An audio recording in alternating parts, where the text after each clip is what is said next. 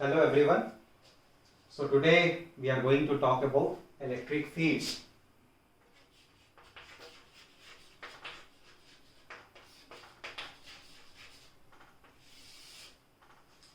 So before going into details about electric field, let us focus a little bit on this term which is field. So in 11th standard also you would have read about gravitational field. And field is a concept in physics which helps us to understand non-contact forces. So this is something which is responsible for non-contact forces. In physics, field is having a special meaning and that is called as region of influence.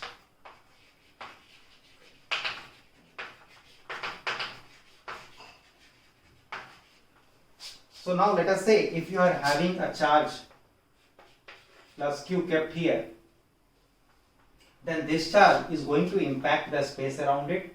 Now if you are bringing another charge in the space which has been impacted around by this charge, let us say this is the impact which is being created. So if you are bringing one point charge here, then this charge is going to experience electrostatic force. Why it will experience electrostatic force? It is because this source charge has created or affected the space around it.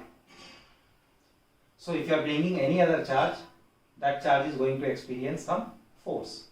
And what it has done, it has created a region of influence. And that region of influence is called as field. Now here the region of influence is created by a charge, so we are calling it as electric field. If this region of influence is created by some mass, we will call it as gravitational field. If it is created by a magnet, we will call it as magnetic field. And this helps us to understand the development of non-contact forces which you expect or which you observe in case of two masses which are kept apart at certain distance, or two charges which are kept apart at certain distance, or maybe two magnets which are kept apart at certain distance without being in actual physical contact. So this is little bit of theoretical discussion about electric field. Now let us talk about Coulomb's expression for electric field. So I'll just write it, I'll erase it.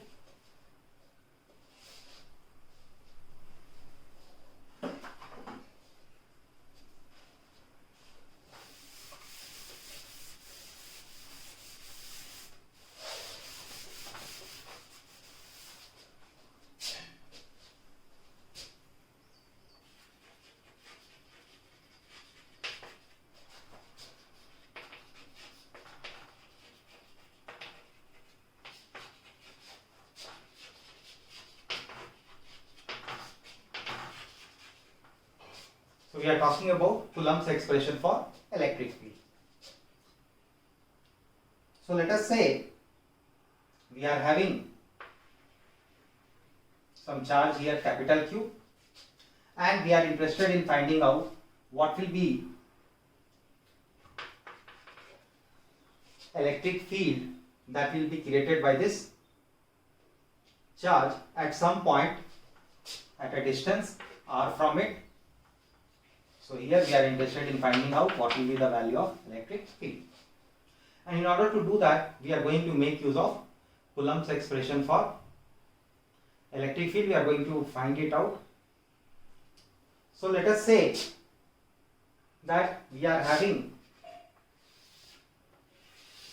these charges identified by some position vectors. So we will do that. This charge due to which we want to find out electric field, let us say the position vector is r1 vector. So this charge we also call it as source charge. What do we call it as? Source charge. The charge due to which you want to find out the electric field. Well, now what we do is, the point at which we want to find out the electric field, we keep another charge which we call it as test charge. So this small q is called as test charge. So we can identify the position vector of test charge as R2 vector. Next thing is we will try to find out what is the force exerted on test charge by the source charge. Force on small q by capital Q. So what will be the direction of this vector? This will be here, and this will be the direction of force on small q by capital Q. So by making use of Coulomb's law, vector expression for Coulomb's law, you can write this as, we have already studied how to determine the force exerted by one point charge on the other point charge. So force on a small q by capital Q can be written as 1 by 4 pi epsilon naught into product of charges divided by mod of, we can write this as R2 vector minus R1 vector Q into R2 vector minus R1 vector. Now talking about determination of electric field mathematically, you define your electric field as force experienced per unit test charge. So I can write electric field as limit q tending to 0 F vector by Q. So here what is Q? Q is your test charge. What is F vector? It is the force which is being exerted on test charge by the source charge. So we will specify it. Q is our test charge. F vector, force on test charge. And you can see here we are keeping the limit such that Q is tending to 0. Why we are taking up this limit? It is because you don't want test charge to impact the value of electric field at the point where you are keeping the test charge. Therefore you want this small q to be as small as possible, because here at this point you want to find out the electric field which is being created by the source charge. So now if you make use of that expression, what will be the electric field which will be created? It will be force on test charge exerted by the source charge divided by the value of test charge. So Q will get divided, Q and Q here, it will get cancelled out, and this you can write it as 1 by 4 pi epsilon naught into capital Q by mod of R2 vector minus R1 vector Q into R2 vector minus R1 vector. So this is known as Coulomb's expression for electric field. So this whole thing, whatever we have written here, this you can call it as Coulomb's expression for electric field.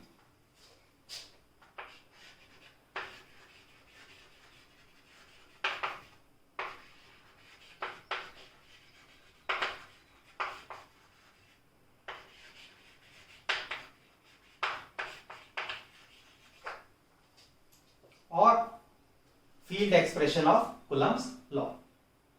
After this, we will see what is going to happen if you are having more than one point. So once we have learned how to find out electric field due to a point charge, let us see what is going to happen when we are having more than one point charge. So if you are having multiple point charges and you want to find out what will be the value of electric field created at any point in the space, then we make use of something which we call it as principle of superposition.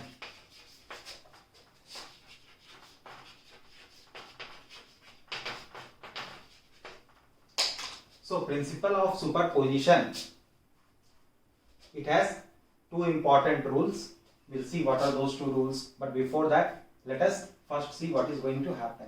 Let us say you are having different charges Q1, Q2, Q3 till Q1, and due to all these charges you want to find out what will be the value of electric field that will be created at a given point P.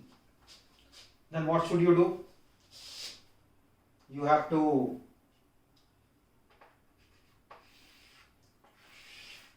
make use of Coulomb's expression. Let us say this is R1 vector, this becomes your R2 vector. So in this similar way, this is your Rn vector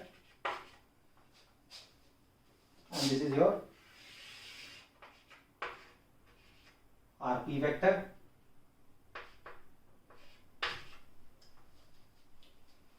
Now what we do is we take a test charge and keep it at this point.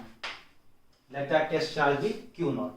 Then we have to individually find out what is the force created by or exerted by this charge Q1 on Q0, Q2 on Q0, Q3 on Q0, and similarly whatever point charges are present in this space, individually what is the force they are exerting on this test charge. Once we have determined those forces, so let us say those forces are F1 vector, F2 vector, F3 vector. So what will be the net force which will act on that test charge? It will become force on Q0 by, let us say we are writing in this form so that it is easy to understand. The net force acting on Q0 is F vector Q0. So by Coulomb's law we can definitely find what is the force exerted on Q0 by Q1 charge plus Q0 by Q2 charge, and this way we can write it F on Q0 by Qn charge. So electric field will be force divided by the test charge. So we can write electric field which is created at that point as equal to E1 vector plus E2 vector, and in this way it will continue till En vector. So what we learned from this, that there are two important observations. What are they? First one, the net field at a point is vector sum of field created by all the point charges.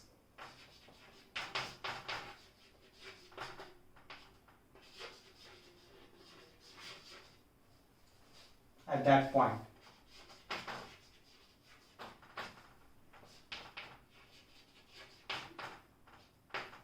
What is the other observation? The field produced by one point charge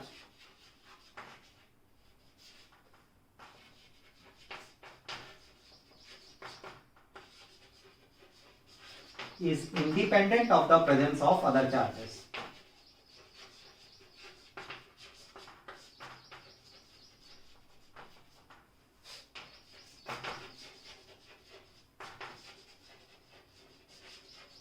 So what do you see here? You see here that the net electric field which is being produced at this point is the vector sum of field which is being produced by individual charges. Q1 is producing E1, Q2 is producing E2, similarly Qn is producing En. Second point, the field produced by one point charge is independent of presence of other charges. So that means whatever field Q1 is producing at this point P, it does not depend whether there are presence of other charges in this space or not. So the field produced by Q1 at point P is not dependent on the presence of Q2, Q3, Q4, Qn. Similarly, force or electric field, whatever is being produced by Q2 at point P, is not dependent on the presence of Q1, Q3 and Qn. All these are independent of each other. So that is how you make use of principle of superposition when you want to find out electric field at a given point due to presence of multiple point charges.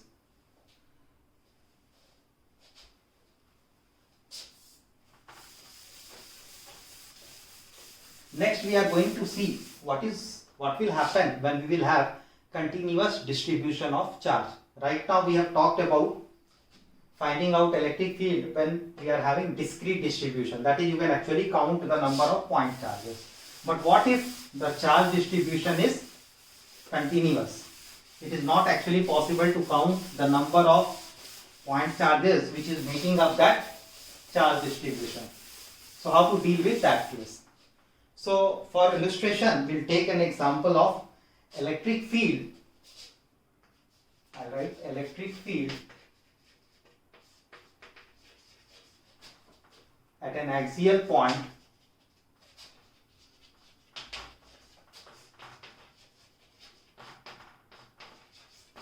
of a uniformly charged thin ring.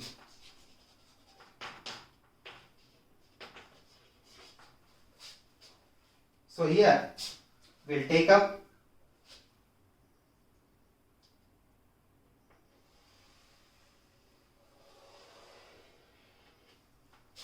a thin ring which is, let us say, carrying some charge of Q, and let us say the radius is R, and we are interested in finding out what will be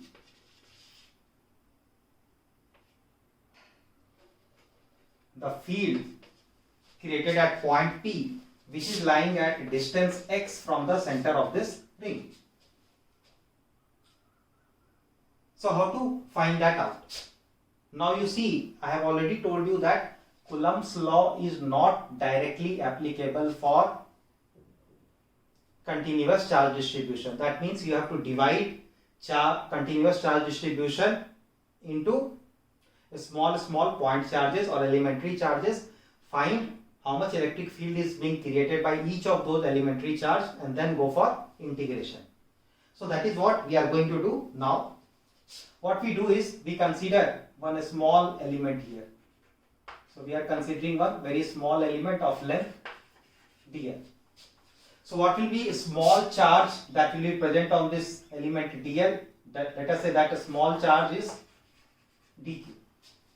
What will this dq do at point P? This dq is going to create some electric field at point P. Let us say the electric field which it creates is B.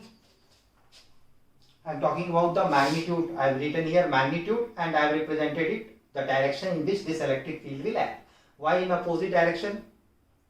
Because, or why away? Because due to positive charge, the direction of electric field always is directed away from the positive charge.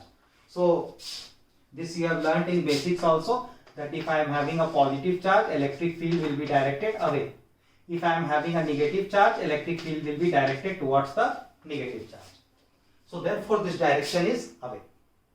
Now what is this distance? It is root of r square plus x square. And here let us say this angle is theta. So this angle will also become theta. Now let us break down the components. This d can be broken down into two components. What will be this component and what will be this component? So along the axis, the component will become d cos theta, perpendicular d sin theta.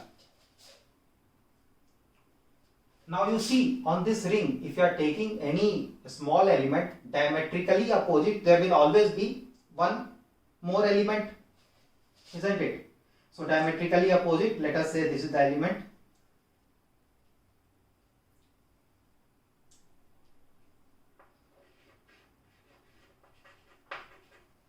This element will also be of length dl, charge on this, let it be dq. What will this element do? This diametrically opposite element will also create one small electric field. Can you see? D. Symmetrically, this angle will be theta, this angle will also be theta. So now what will happen here? This d, again it can be broken down into two components. One along the axis. What will be that component? Again that will be d cos theta, and one perpendicular. This will be d sin theta. So now these two components will always cancel out each other, and what you can see is that the component of electric field along the axis, that keeps on getting added up, and each component, how much it is contributing? D cos theta. dE cos theta. So what is first thing is we'll write what is the value of dE here. What is dE? 1 by 4 pi epsilon naught into dq by the square of the distance, which is r square plus x square. So what is the total electric field which will be created? It will be integration of dE cos theta. Now some of you will ask, sir, why you are taking dE cos theta? Why you are not taking 2 dE cos theta? We are not taking 2 dE cos theta because we are integrating it over the entire ring, and each element is contributing only dE cos theta. It is not contributing 2 dE cos theta. So now we'll put the values here. What is dE? 1 by 4 pi epsilon naught into dq by r square plus x square. And what is cos theta? See it here. Cos theta will be x by under root of r square plus x square. So x by under root of r square plus x square. Constant terms will come out. And what will be the limit of integration? The total charge is varying from 0 to capital Q. 0 to capital Q. So you can take out the constants 1 by 4 pi epsilon naught into x by denominator will be r square plus x square to the power of 3 by 2. And integration of dq will give you q only, put the limit, so it will be q. So we can write here q.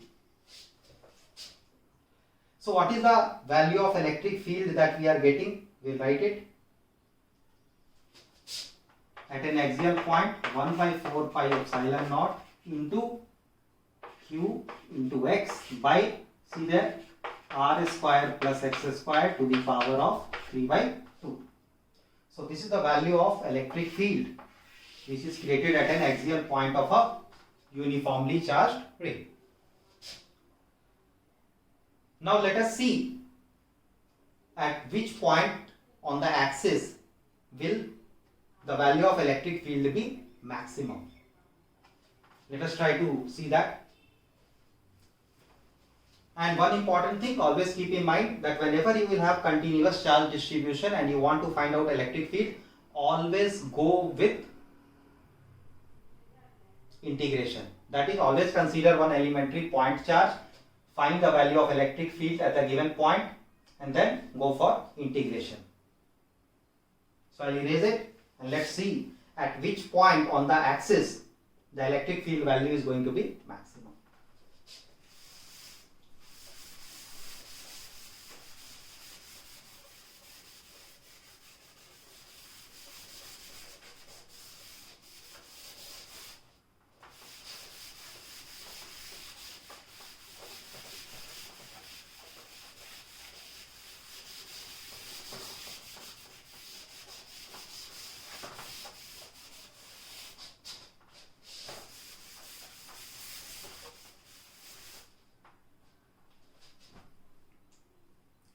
So we have determined that electric field at an axial point is given by 1 by 4 pi epsilon naught into qx by r square plus x square to the power of 3 by 2. And this is for a ring. So now for E to be maximum,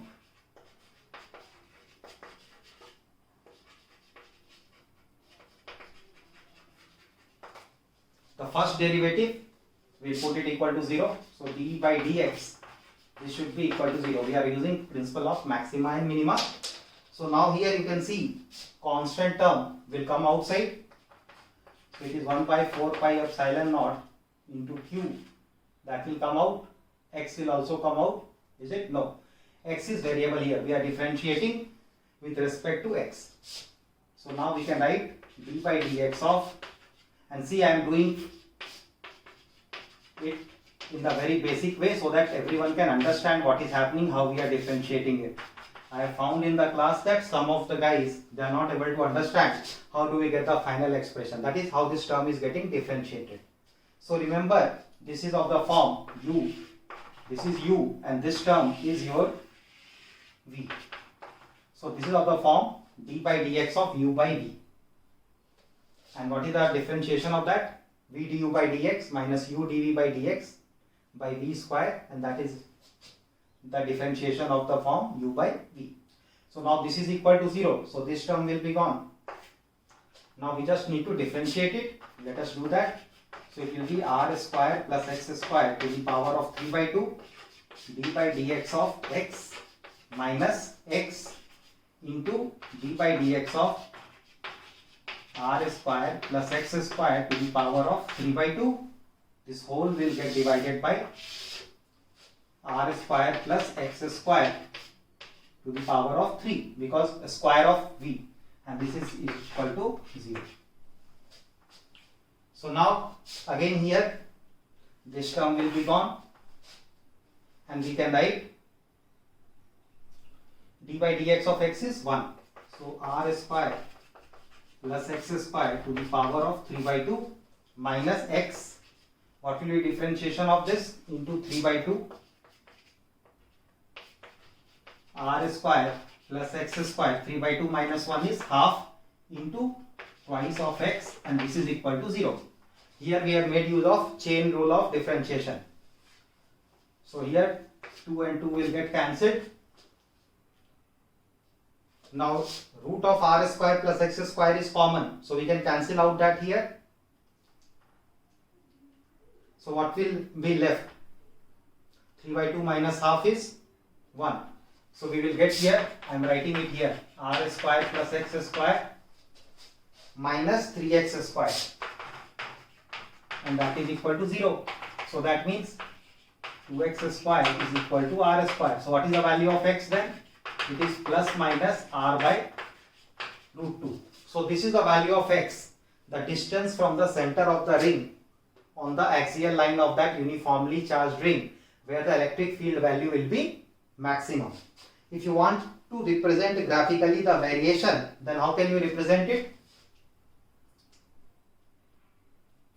We can draw the curve.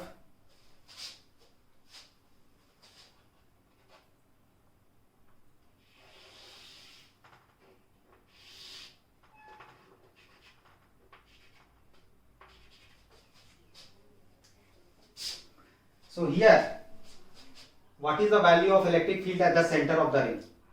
So x value you can put it as 0. So electric field at the center of the ring, you can write it, so this will be 0. So it is 0 at the center of the ring. Here we are representing on this axis electric field. Here this is x. So there are two important values here. One is x is equal to r by root 2, and another critical point is x is equal to minus r by root 2. So at these two values you are having maximum. So the graph will look like this. It will attain some maximum value here again.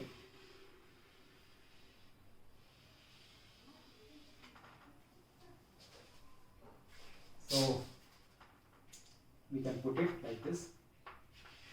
This is Emax, and again here this is your Emax, magnitude wise.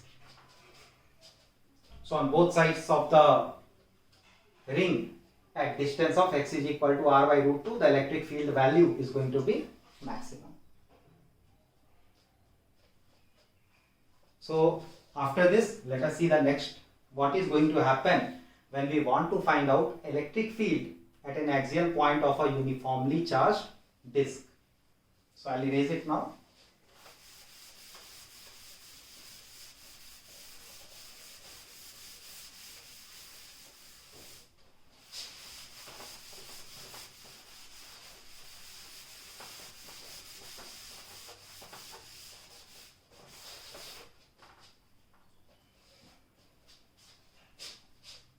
So next we are going to determine electric field at an axial point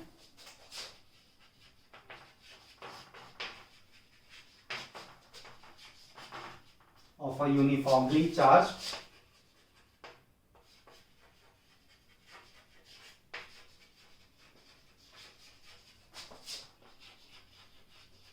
disk.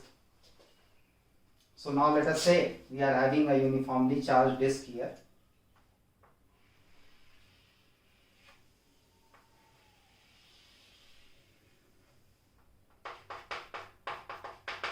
So charge will be distributed all over its area. You can see it here. Charge is being distributed all over its area. Let us say the radius is R and total charge is Q. So what will be the surface charge density, that is charge per unit area? So surface charge density we can write it as sigma, and that will be equal to charge per unit area. So Q, what is the area of this disk? Pi r square. So we can write it as pi r square.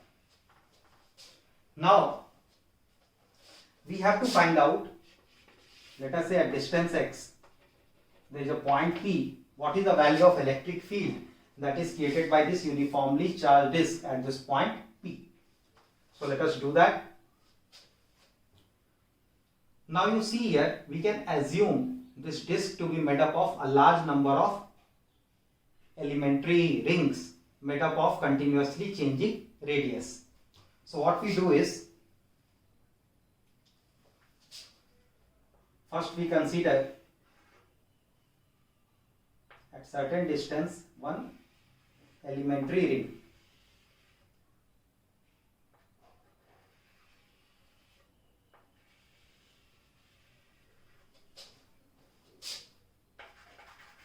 So this is your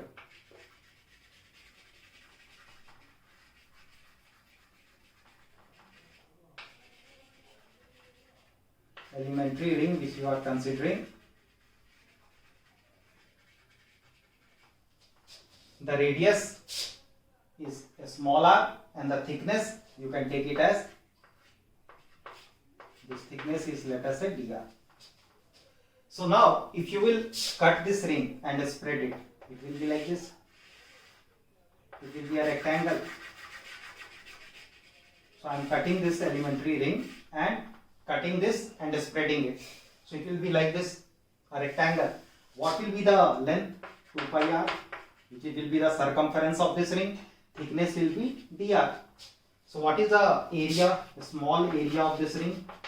It will become 2 pi r into dr. So let us say the charge which is present on this is dq, small charge. Then what is the value of dq? It will be sigma, that is surface charge density into this small area dA. So we can write it as q by pi r square into dA, which is 2 pi r dr. Now this question reduces. I am right now concentrating on this ring. I am not thinking about this disk. So due to this ring which is having charge dq, and what is the distance of this point? What is this distance here? This distance will be root of x square plus r square, or root of r square plus x square. So at point P, what will be the electric field created by this elementary ring? Let us say the small electric field which is being created is D. So what is the value of D?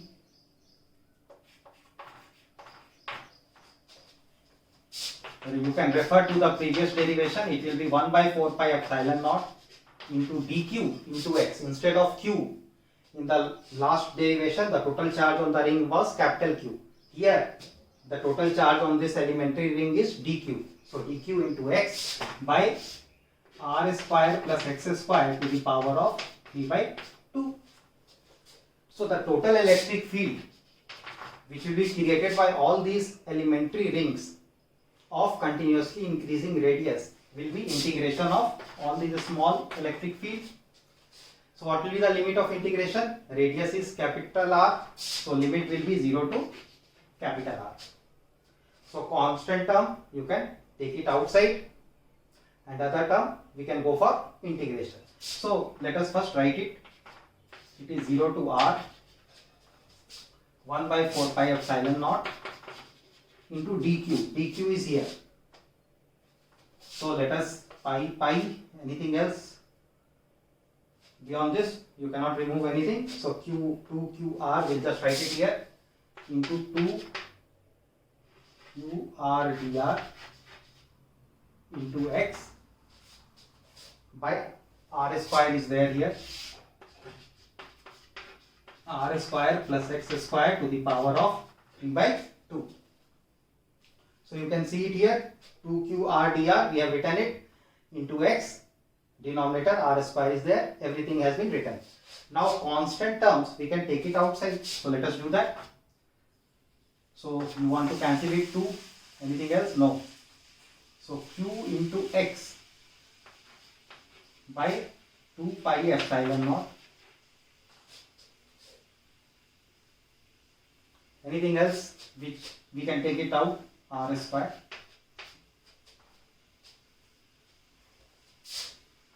And now you are having integration 0 to capital R dr by R square plus X square to the power of 3 by 2. Now the question is how to integrate this. So this part of integration, you just see it here, I am doing it. Let us say we are having integration of R dr by R square plus X square to the power of 3 by 2. So we can make use of substitution method. So we can write let R square plus X square is equal to some Z square. So remember here X is constant, R is variable. So 2R dr, we are differentiating it, can be written as 2Z dz. So now substitute the values. R dr can be written as Z dz. R square plus X square to the power of 3 by 2 will be Z to the power of Q. Because 2 into 3 by 2, 2 will get cancelled. So it is dz by Z square. What is integration of this? It will be minus 1 by Z. So which can be written as minus 1 by, what was Z? Root of R square plus X square. Root of R square plus X square. So once we have understood this, then we can substitute the values and see what we are getting. So I will erase it here. Remember minus 1 by root of R square plus X square.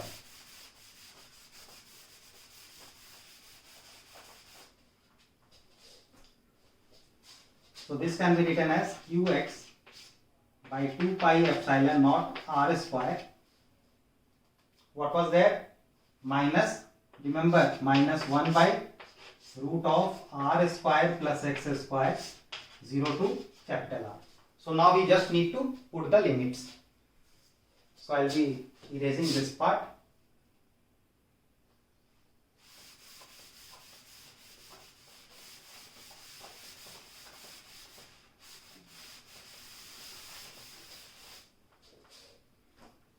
Let us put the limits.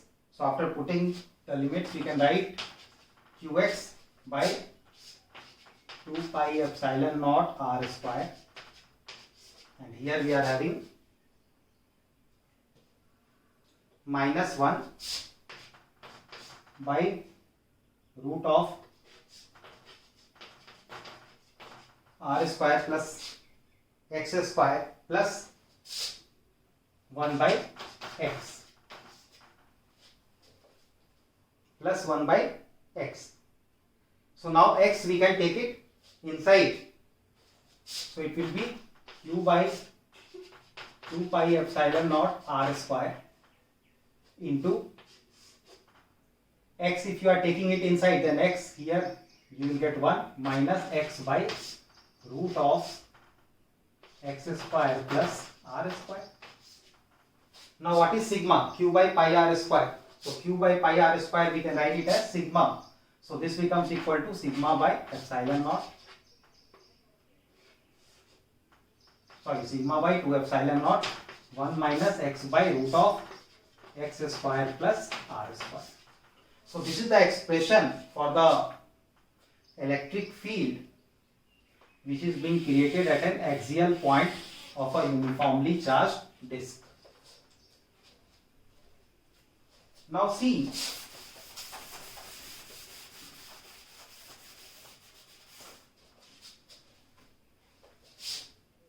if this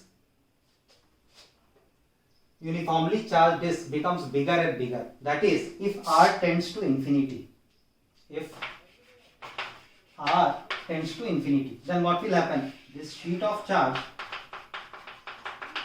will become infinite plane sheet of charge. So this will become or transform into infinite plane sheet of charge, and with charge density as sigma. So what will be the distance, or sorry, what will be the electric field that will be created? Now here in this electric field, if you will put R tending to infinity, then this term will become 0. So what will you get electric field here? In this case, electric field will become then sigma by 2 epsilon naught, which is independent of the distance of the point from this plane sheet of charge. That is, even if the distance is 1 meter, same electric field, 2 meter, same, 3 meter, same. If it is positive charge distribution, the direction of electric field, as I told you, it will be directed away. If negative charge is here, then it will be directed towards the plane sheet of charge.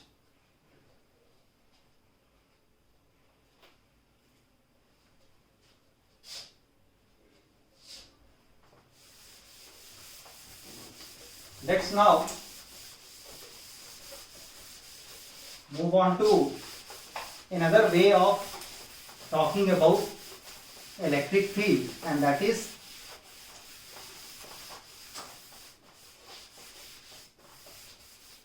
by the method of electric field lines. So this is a graphical way or a diagrammatic way to understand how the space is impacted by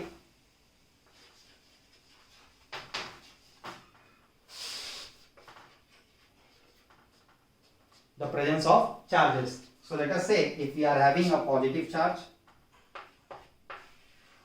how the electric field lines can be visualized? It will be considered to move away like this.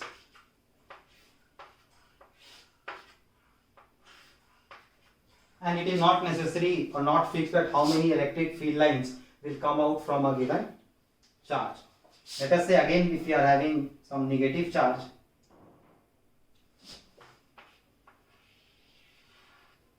then how it will be directed?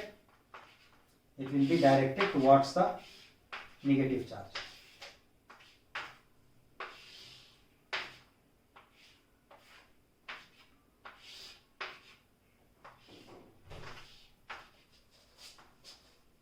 And whatever is the total number of electric field lines starting from positive charge, that must terminate on the negative charge.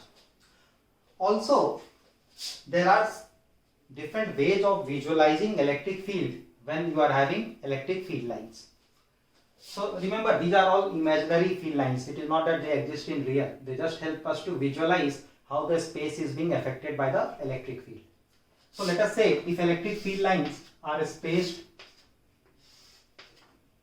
parallel to each other, so this indicates the presence of a uniform electric field.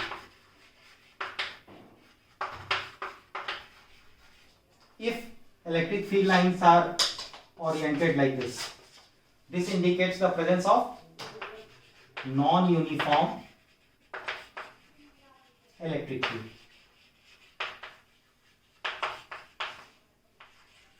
Similarly, if field lines are, let us say, kept closer to each other, and in one case they have been kept at a greater distance, so this indicates the presence of a strong electric field in the region, and this is comparatively weak electric field. This indicates the presence of comparatively weak electric field in the region. Now, how does electric field lines help us to visualize the presence of field, and how to analyze that? Let us say this is our electric field line. So at any point the direction of tangent will give you the direction of electric field. So if you are keeping a positive charge, let us say if I am keeping plus q charge, it will experience force in this direction. Whereas if I am keeping a negative charge, so force on negative charge will be in opposite direction to that of electric field. And how do you get the direction of electric field? It is always tangent at a given point to the electric field line or electric field curve. Sometimes you will find a question, they will ask you that is it possible that two field lines can intersect each other? Is it possible? So now we will see, let us say if two field lines are intersecting each other, then at the point of intersection, what will happen? There will be two direction of electric field, because electric field is found out by drawing a tangent at any point. So this is not possible. Practically at the same point, electric field cannot have two different directions. That is one way of thinking about this, that this is not possible. Two field lines can never intersect each other. Another way of thinking about this is that, now here I told you, if two field lines are closer to each other, it indicates the presence of a strong electric field. Now if they are intersecting each other, then what is going to happen? That will indicate the presence of electric field which is having infinite magnitude. Do you think that is possible? Is it possible that electric field will have infinite magnitude? Practically that is not possible. So that is one way of understanding that why two field lines can never intersect each other.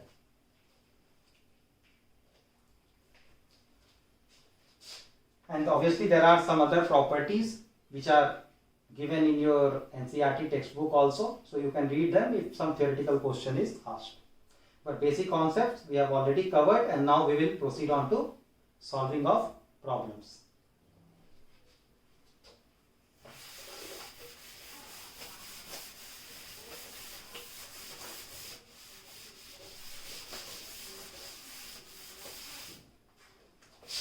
And remember, inside a metal or a conductor, electric field is 0. Inside a metal, in the material of a metal or conductor, electric field is 0. So that means wherever electric field is 0, electric field lines won't be present. So let us say if I am having a conductor like this, metallic conductor, so how will electric field lines pass through it? It will always be normal. So it will go like this, and again it will come out. Normal means it should pass through, any normal must pass through the center. So inside there won't be any electric field line, because why? Electric field inside it is 0. And here you can see this must be normal, this must enter normally, and this must come out also normally. So you can find one previous year IIT question is there, which is just based on this concept. You have to select how will electric field lines look like when you are making use of a conductor. So I will erase this now, and let us take up few problems based on electric field. And till now we have not talked about Gauss law, which we will be talking about in our next video. Let us first try to solve some questions making use of. Okay, so let's see how to solve this question. In this question, there is a thin uniform semicircular ring on which you are giving a total charge of small q, radius is r, and they are asking us to find out what will be the electric field that will be created at point O. So now, as I told you earlier, the first thing is we have to see whether we are having a point charge, a collection of point charges, or a continuous charge distribution. So here you can see we are having continuous charge distribution. You cannot actually count how many point charges are making up this continuous charge distribution. So that means if we want to determine electric field, we must go for integration. So now what we do is we consider one elementary length. Let us say this elementary length is dl.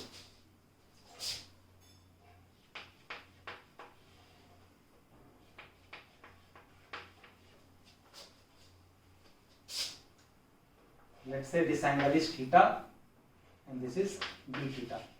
So what will be the length of this? It will become rd theta. What will be the small charge which will be present on this elementary length? dq.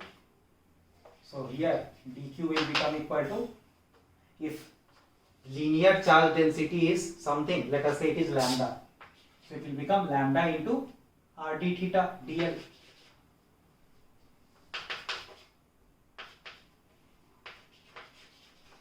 What is lambda? Charge per unit length for this. Can we write it? Lambda is equal to total charge is q and the length over which this charge is being distributed is pi r, half the circumference. So we can write it as pi into r. So it will be q by pi r into r d theta. R and r will get cancelled. So it is q by pi into d theta. So this small point charge will create a small electric field at point O. What will be that electric field? That electric field, it is a positive charge, so it will be directed away. So that will be d. Let us say the magnitude is d. So this d, this angle is theta. So this angle will also be theta. So what will be the components? This will become d cos theta, and in this direction you will have d sin theta. So if I say this is our x-axis and let us say this is y-axis, so we can write that electric field value. What is the magnitude here? 1 by 4 pi epsilon naught into dq. What is the distance? A small r. So dq by r square. dq by r square. So the total electric field will become integration of this complete electric field. So what is the small electric field in vector form? Can we write it? dE vector as equal to dE cos theta along minus j cap plus dE sin theta along minus I cap. This is minus I cap minus j cap. So now we can go for integration. So the net electric field will be integration of all this small electric field. So now let us do that. What is this? d, put the value 1 by 4 pi epsilon naught into dq by r square. What is dq by r square? dq is equal to q by pi into d theta. So we can write cos theta into q by pi into d theta divided by r square. This is along minus j cap integration plus d sin theta integration of that.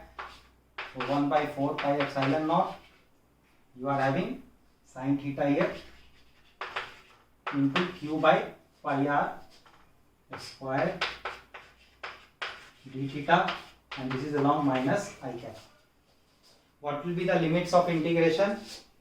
So now you see the limit of integration, theta value is changing from here to here. What is theta at this position? Theta here is minus pi by 2, minus of 90 degree. At this position theta is plus pi by 2. Why? Because we are measuring theta from the vertical. Therefore left hand side minus 90 degree, theta here plus 90 degree. Obviously this limits of integration would have changed if you have assumed theta from here. Then it would have been 0 to 180 degrees. So the limit of integration we can put it minus pi by 2 to pi by 2. Here also minus pi by 2 to pi by 2. Now you see it here. What will be the integration of sin theta d theta? It will be cos theta, correct? Sorry, minus of cos theta. If you will put the limit pi by 2 and minus pi by 2 in cos value, what will you get? You will get it as 0. So no need to proceed further on this part. This is automatically becoming 0. What about the remaining part? We will take the constant out. So we can write this as 1 by 4 pi epsilon naught q by pi r square,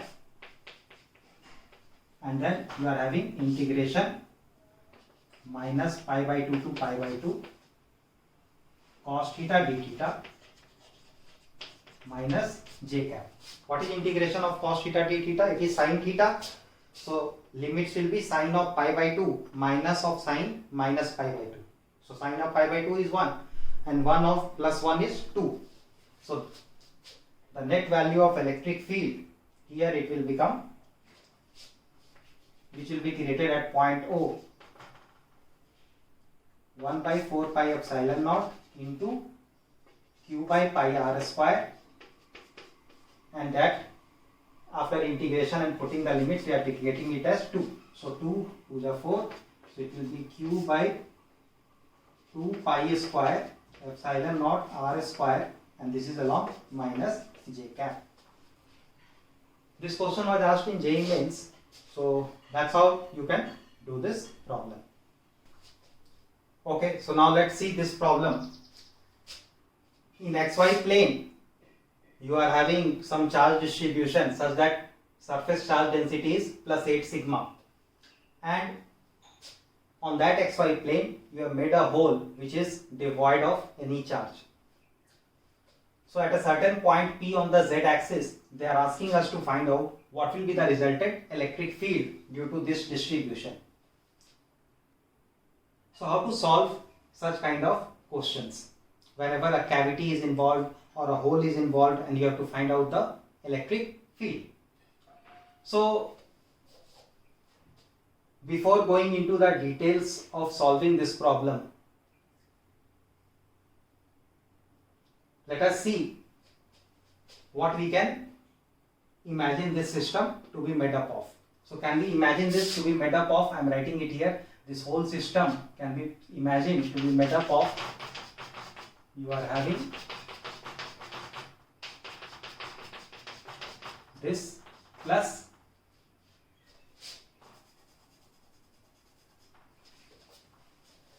a negative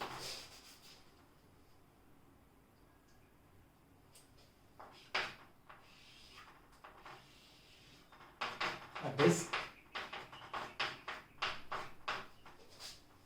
So remember, wherever you are putting this on this positive charge distribution, you will get a hole or a region devoid of any charge. So if this is having charge of plus 8 sigma, the surface charge density, we can assume this to be having surface charge density of minus 8 sigma. So again, the method which we are following is principle of superposition. The method which is being followed to solve this problem is principle of superposition.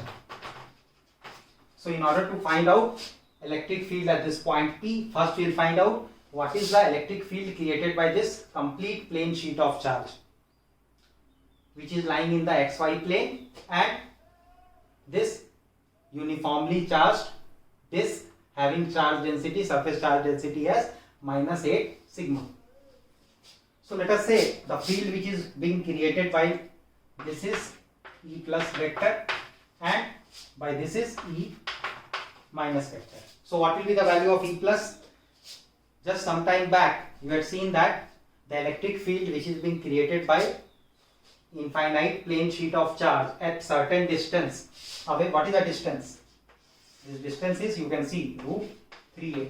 So at certain distance away from the plane sheet of charge is given as sigma by 2 epsilon naught, and it is always directed away if the charge distribution is positive. So can I write the net electric field which will be created at point P will be E plus E minus. So magnitude wise this will be positive, the other one will be negative. So we can just write it as EP as equal to, due to positive this plane sheet of charge, instead of sigma, what is the surface charge density here? Plus 8 sigma. So we write here 8 sigma by 2 epsilon naught, and again due to this disk, what is the radius? A. The distance of the point is root 3a. So what we can write? Do you remember the formula? Yes, it was my sigma by 2 epsilon naught 1 minus x by under root of r square plus x square. So here it will come instead of sigma minus 8 sigma. So we can write it here minus of 8 sigma by 2 epsilon naught into 1 minus x. X is root 3a by root of a square plus root 3a square, which will make it 3a square. So we can close the bracket. So now what you are getting here, 8 sigma by 2 epsilon naught minus 8 sigma by 2 epsilon naught, which is coming here, into 1 minus root 3a divided by a square plus 3a square 4a square. So what we will get here? 2a. A and a will get cancelled. So we can write this as 8 sigma by 2 epsilon naught into 1 minus 1 plus root 3 by 2a. So this will also get cancelled. So it will be 2 to the 4 to the 8, 2 sigma by epsilon naught into root 3. So the answer for this question will become 2 root 3 sigma by epsilon naught. Okay, so let's take up this question.